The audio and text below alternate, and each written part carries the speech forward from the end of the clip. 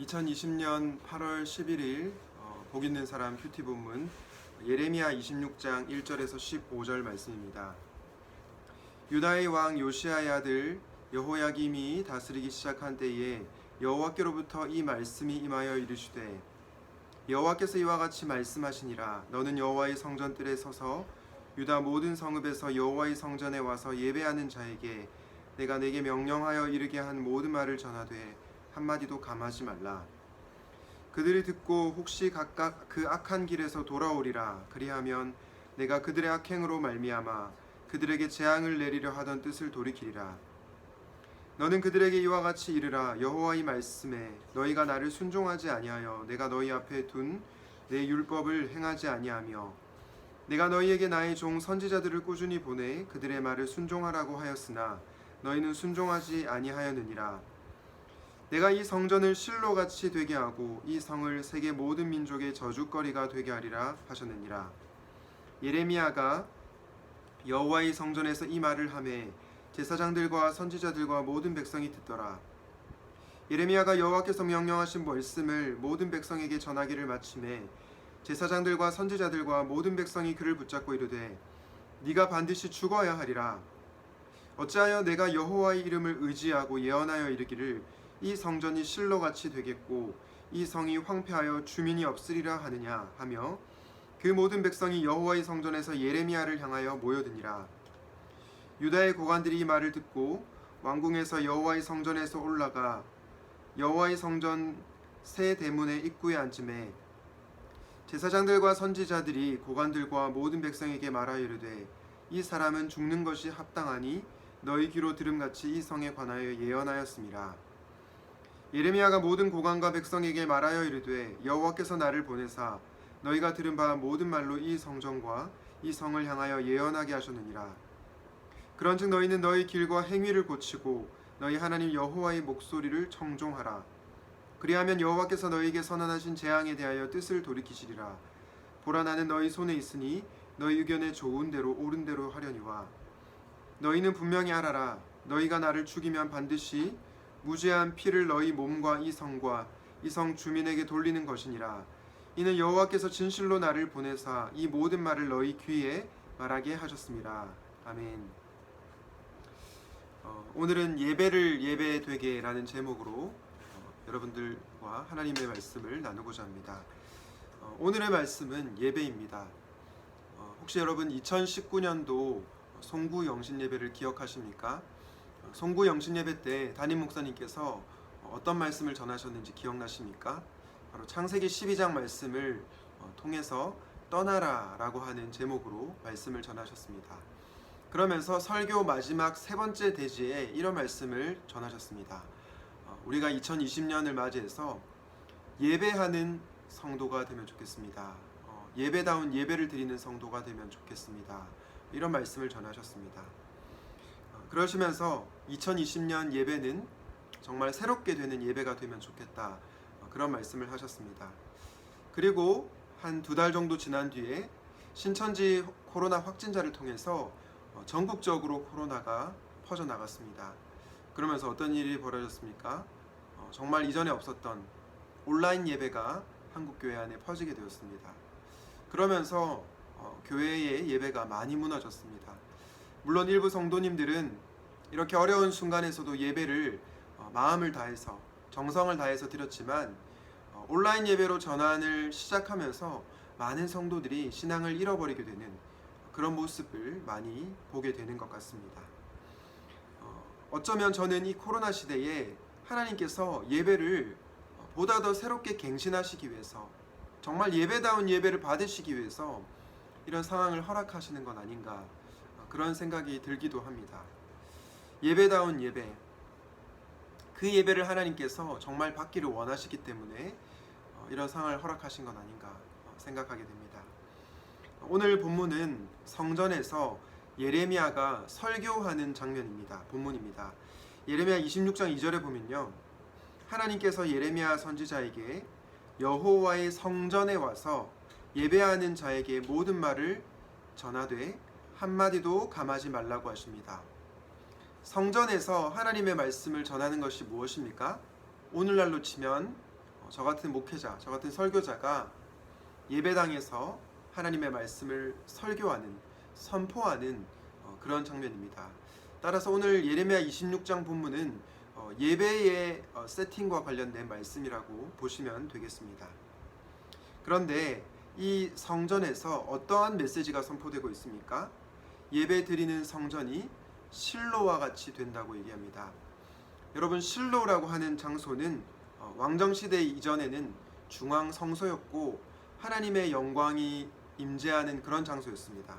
그런데 나중에 어떻게 되냐면 여호와의 영광이 떠나게 되는 장소가 됩니다. 따라서 이 성전이 실로와 같이 될 것이다 라고 하는 것은 이 예배당, 성전이라는 공간이 하나님이 계셔야 하는데, 하나님의 영광이 임해야 되는데 그 영광이 떠나게 될 것이다 라고 굉장히 비참한 얘기를 하고 있는 것입니다. 여러분, 이것이 얼마나 비참한 상황입니까? 이 비참한 상황은 우리에게 무엇을 말씀하시는 것일까요? 그리고 코로나 시대에 이 본문은 우리에게 어떠한 메시지를 주고 있는 것일까요? 저는 우리의 예배가 정말 예배다운 예배를 드려야 된다, 정말로 예배다운 예배를 회복해야 된다라는 그런 메시지를 주고 있다고 생각합니다. 그렇다면 여러분, 우리의 예배가 예배되기 위한 그 참된 예배의 요소는 무엇이 있을까요? 본문을 통해서 세 가지로 묵상해 보려고 합니다. 예배가 예배되기 위해서 첫 번째는 회개가 있는 예배가 되어야 합니다. 예레미야 26장 3절입니다. 그들이 듣고 혹시 각각 그 악한 길에서 돌아오리라. 그리하면 내가 그들의 악행으로 말미암아 그들에게 재앙을 내리려 하던 뜻을 돌이키리라.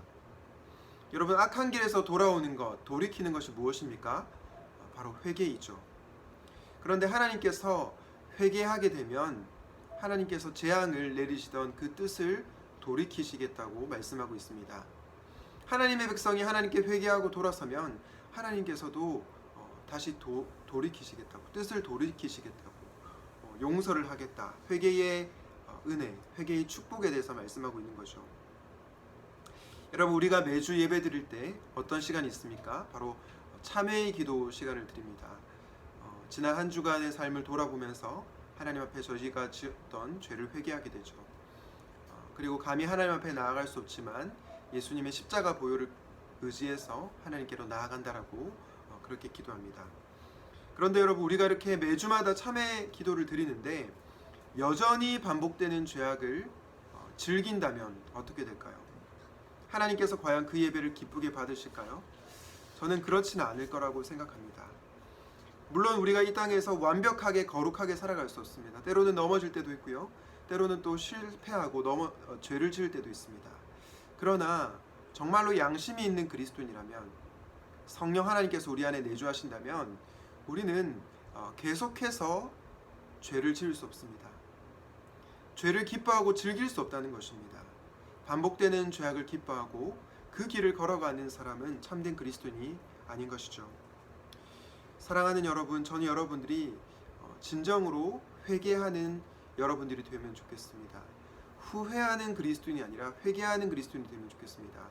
후회와 회개의 차이점이 무엇입니까? 후회는 그냥 마음으로만 뉘우치고 삶에 돌이킴이 없습니다. 그러나 회개는 뉘우칠 뿐만 아니라 마음과 삶에 돌이킴이 있습니다. 구체적인 회개에 합당한 열매를 맺게 됩니다.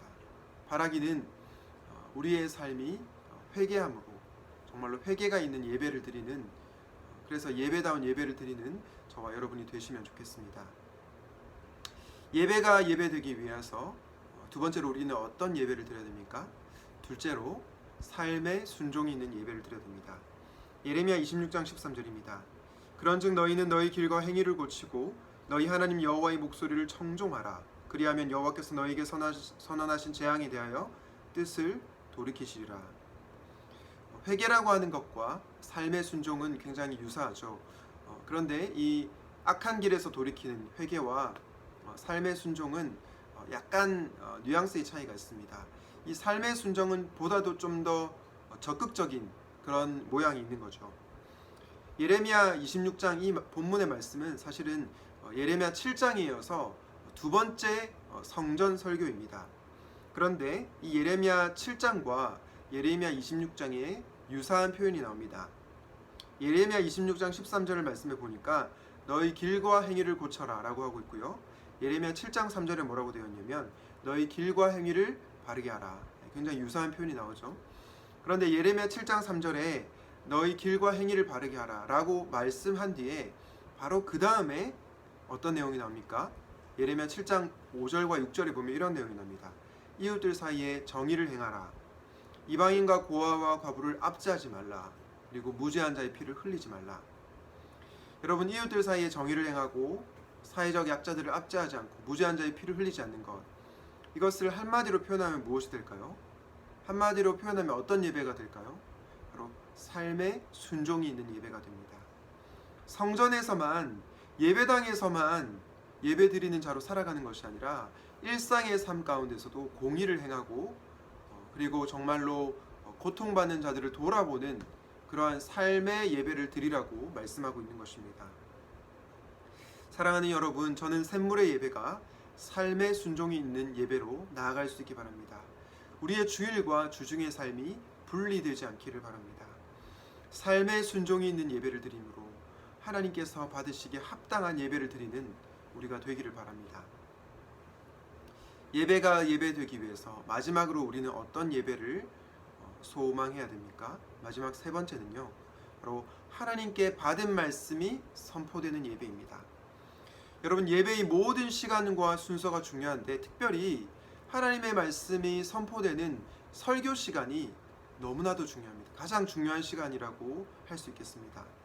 왜 그렇습니까? 하나님께서 설교자의 입술을 통해서 하나님의 말씀을 선포하게 하시고 성도들은 그 설교를 통해서 하나님을 만나고 하나님의 뜻을 깨닫기 때문입니다. 그렇기 때문에 설교는 너무나 중요합니다. 여러분들이 설교 말씀을 귀 기울여 들을 수 있기 바랍니다. 그런데 여러분, 설교란 무엇입니까? 설교란 하나님께 받은 말씀을 그대로 전달하는 것입니다. 설교란 자기 생각을 전하는 것이 아니고요, 하나님께 받은 말씀을 전하는 것입니다. 자신의 생각을 전하는 자가 설교자가 아니라 하나님의 말씀을 전하는 자가 바로 설교자입니다.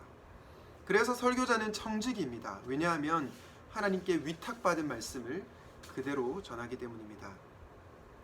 제가 예전에 사역을 할 때 설교를 설교를 쓰면서 굉장히 힘든 적이 있었습니다. 설교 말씀이 잘 쓰여지지가 않았던 거죠. 전에 담임 목사님께서 제가 끙끙거리면서 힘들어하자 저에게 왜 그러냐고 물어봤습니다. 제가 뭐라고 대답했냐면, 목사님, 설교 쓰는 게 너무 힘든 것 같아요. 설교가 잘 안 되는 것 같아요 라고 말을 하자 담임 목사님께서 지나가시면서 한마디 툭 던졌는데 그 메시지가 저한테 아직도 깊이 새겨져 있습니다. 어떤 말씀이냐면, 송 목사, 설교는 쓰는 게 아니고 받는 거야. 설교는 쓰는 게 아니고 받는 거야. 이런 말씀을 하셨습니다. 그런데 곰곰이 생각해 보니 정말 맞더라고요. 제가 설교를 제 의지로, 제 생각으로 쓰려고 하면 정말로 잘 풀리지 않는 경험을 하게 됩니다. 그런데 제가 하나님 앞에 기도하고 말씀을 묵상하면서 하나님의 뜻을 구할 때 하나님께서 저에게 말씀을 주시고 또 제가 그 받은 말씀을 청중들에게 선포하는 것입니다. 그게 바로 설교입니다. 그런데 여러분, 오늘 예레미야가 바로 그 역할에 충실했습니다. 예레미야 선지자는 자신의 생각을 전한 것이 아니고요, 하나님께 받은 말씀을 그대로 선포하였습니다. 예레미야 26장 1절에 보니까요, 여호와께로부터 이 말씀이 임하여 이르시되, 예레미야에게 하나님의 말씀이 임한 것이죠. 그래서 예레미야는 하나님께서 주신 말씀을 그대로 선포합니다. 어떤 메시지입니까? 앞에서 살펴봤듯이 악한 길에서 돌아오라 라고 하는 회개의 메시지고, 성전이 실로와 같이 될 것이다, 심판의 메시지입니다. 여러분, 그때 어떤 일이 벌어집니까? 제사장들과 선지자들과 모든 백성이 예레미야를 붙잡고 네가 죽어야 한다라고 얘기합니다. 온갖 핍박과 고난을 당하고 있는 거죠. 그런데 예레미야 선지자는 이에 물러서지 않고 다시 한번 너희 길과 행위를 고치고 여호와의 목소리를 청종하라, 하나님의 말씀에 순종하라고 하나님께 받은 말씀을 그대로 선포하는 모습을 볼 수 있습니다. 그리고 마지막 구절인, 오늘 본문의 마지막 구절인 예레미야 26장 15절을 보니까 이렇게 얘기합니다. 여호와께서 진실로 나를 보내사 이 모든 말을 너희 귀에 말하게 하셨습니다. 여러분, 예레미야가 왜 사람들이 듣기 불편한 메시지를 전했을까요? 그의 성격이 괴팍해서입니까? 사람들을 사랑하지 않아서입니까? 아닙니다. 하나님께서 예레미야에게 그 말씀을 전하라고 하셨기 때문에 받은 말씀을 증거하는 것이 선포하는 것입니다. 하나님께 받은 말씀을 그대로 전하는 것입니다. 저는 이 모습을 보면서 하나님의 말씀을 가감없이 선포하는 것, 더하지도 않고 빼지도 않고 가감없이 선포하는 것, 그것이 바로 설교자의 소명이구나 라는 생각이 들었습니다. 그렇기 때문에 우리는 예배 중에 하나님의 바른 말씀이 선포되기를 기도해야 됩니다. 저 같은 설교자들이 자신의 생각을 전하는 것이 아니라 하나님의 말씀을 받고 그 말씀을 있는 그대로 선포할 수 있게 해달라고 기도하셔야 되는 것입니다. 그럴 때 우리의 예배가 예배다워질 것이라고 확신합니다. 말씀을 정리하겠습니다. 우리의 예배가 예배다워지기 위해서 우리는 어떤 예배를 소원해야 합니까? 소망해야 됩니까? 첫 번째로 회개가 있는 예배입니다. 입술로만 회개하는 것이 아니라 마음과 삶의 돌이킴이 있어야 합니다. 두 번째로 삶의 순종이 있는 예배를 드려야 됩니다. 주일과 주중의 삶이 분리되는 것이 아니라 우리의 일상의 삶에서 하나님의 말씀에 순종하는 그러한 예배자로 살아가야 될 것입니다. 마지막 세 번째, 하나님께 받은 말씀이 선포되는 예배가 되어야 합니다. 설교자들이 하나님의 받은 말씀을 선포하고 청중들은 그 말씀이 정말로 하나님의 말씀인지 상고하고 분별하여 그 말씀을 들어야 될 것입니다.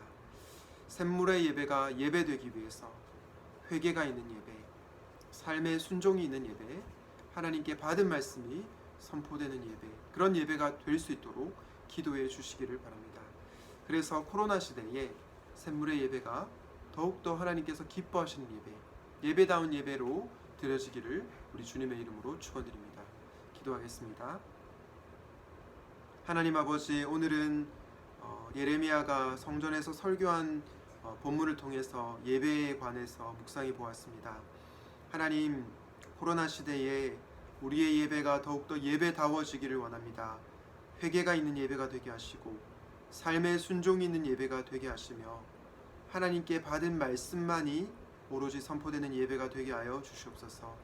그래서 정말 하나님께서 기뻐하시는 예배를 드리는 우리가 되게 하여 주시옵소서.